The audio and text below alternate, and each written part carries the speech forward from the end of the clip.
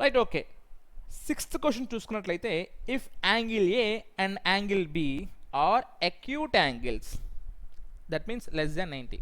Acute అంటే less than 90, right angle 90, obtuse అంటే greater than 90 and less than 180, reflex angle అంటే greater than 180 less than 270. ఇలా మనకి angles ఉన్నాయి కదా, we know that, right? So if angle A and angle B are acute angles such that cos A is equal to cos B, he is giving that cos A is equal to cos B, then show that angle A is equal to angle B. cos A is equal to cos B అంట, అయితే angle A is equal to angle B అని మనం prove చేయాలంట. చాలా simple చూడండి. let us take a triangle ABC. consider triangle ABC. so ABC, ఇక్కడున్న angle A అవుతుంది, ఇక్కడున్న యాంగిల్ B అవుతుంది, ఇక్కడున్న యాంగిల్ C అవుతుంది.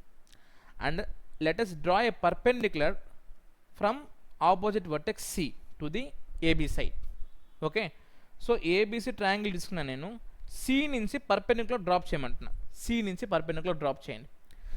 ఎందుకు పర్పెండిక్యులర్ డ్రాప్ చేస్తున్నా అంటే ఖచ్చితంగా మనం సైన్ కానీ కాస్ కానీ వాడాలంటే మనం రైట్ యాంగిల్ ట్రయాంగిల్ ఉండాల్సిందే కదా. సో ఆ ఉద్దేశంతో నేను ఏం చేస్తున్నా అంటే సో C నుంచి ఒక పర్పెండిక్యులర్ డ్రాప్ చేసుకుంటున్నాను. ఓకే, చూడండి. ఇప్పుడు what we have to prove, what we are required to prove అనేది angle A is equal to angle B, and given ఏమి ఇచ్చాడు, cos A is equal to cos B. Given cos A is equal to cos B. చూడండి, చాలా జాగ్రత్త చూడండి, ఇక్కడ నుంచి question start అవుతుంది. Cos A is equal to cos B, cos A is equal to cos B, ఇక్కడ నుంచి question start అవుతుంది అనమాట. కాస్ అంటే ఏంటి, adjacent by hypotenuse. Cos A అంటే ఏంటి, అడ్జసెంట్ బై హైపోటెనస్. ఈ ట్రయాంగిల్ చూసుకున్నట్లయితే యాంగిల్ ఏ ఇక్కడ ఉంది, యాంగిల్ ఏ ఇక్కడ ఉంది, అండ్ అడ్జసెంట్ ఏమవుతుంది మనకి ఏడి, హైపోటెనస్ ఏమవుతుంది AC. So cos A is equal to AD by AC. Similarly cos B ఏమవుతుంది నాకు BD by DC, sorry BD by BC, BD by BC, ఎందుకు అడ్జసెంట్ బై హైపోటెనస్. బట్ క్వశ్చన్లో మనకి ఏమి ఇచ్చాడు, కాస్ ఏ కాస్ బి రెండు equal అంట, అంటే AD by AC is equal to BD by BC, అంతే కదా.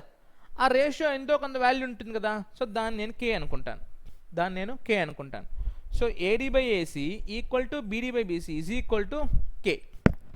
ఇది ఫస్ట్ స్టెప్, చాలా సింపుల్ అండి. ఇక్కడ డయాగ్రామ్ చాలా ఇంపార్టెంట్. ఒక ట్రయాంగిల్ తీసుకున్నాను, ట్రయాంగిల్ ఏబీసీ.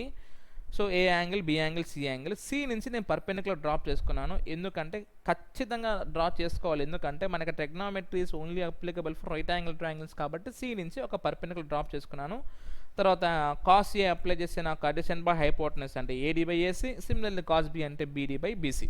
Okay, clear. అయితే ఇప్పుడు మనం angle A is equal to angle B prove చేయాలి అంటే triangle ADC and triangle BDC both are similar అని ప్రూవ్ చేయాలి.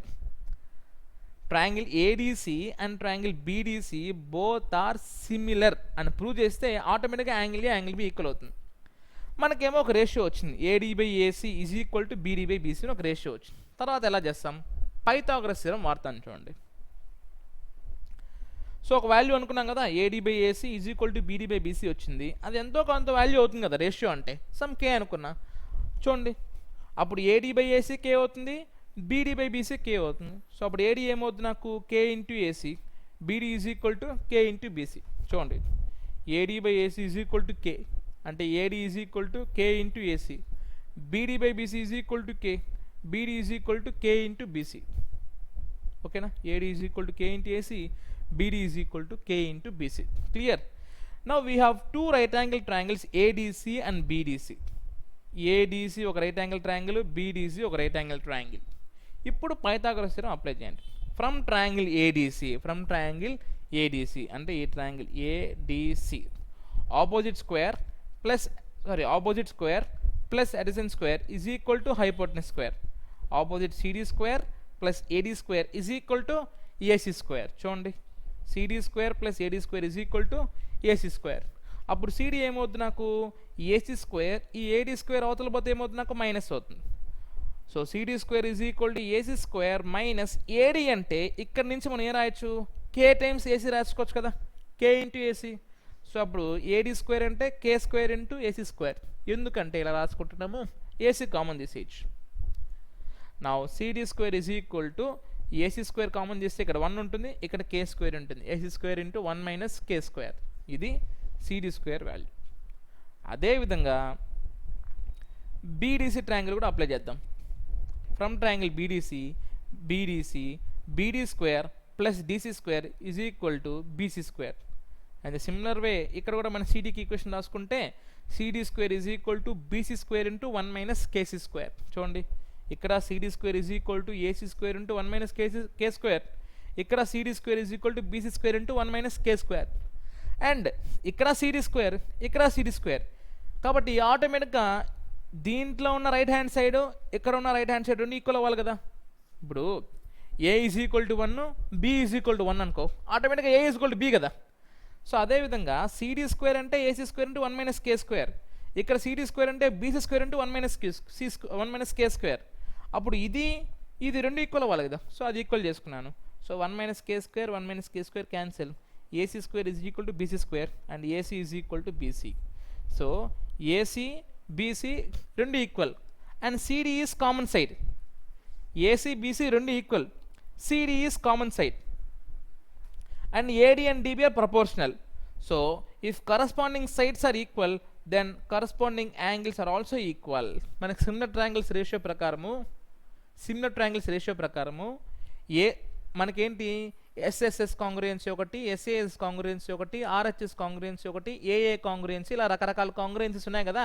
2 ట్రయాంగిల్స్ సిమిలర్ అని ప్రూవ్ చేయాలంటే ఇప్పుడు ఏడీసీ ట్రయాంగిల్ బీడీసీ ట్రయాంగిల్ తీసుకోండి. AC BC equal, first part ఒక సైడ్ ఈక్వల్ వచ్చేసింది. సిడి కామన్ సైడ్ రెండో సైడ్ వచ్చింది. యాంగిల్ డి ఈ పక్క 90 ఈ పక్క 90. So angle equal. So according to SAS congruency we can say that triangle ADC is congruent to triangle BDC, and accordingly hence by CPCT అంటే by corresponding parts equal ఉంటాయి కాబట్టి angle A is equal to angle B. Okay, that's it, very important.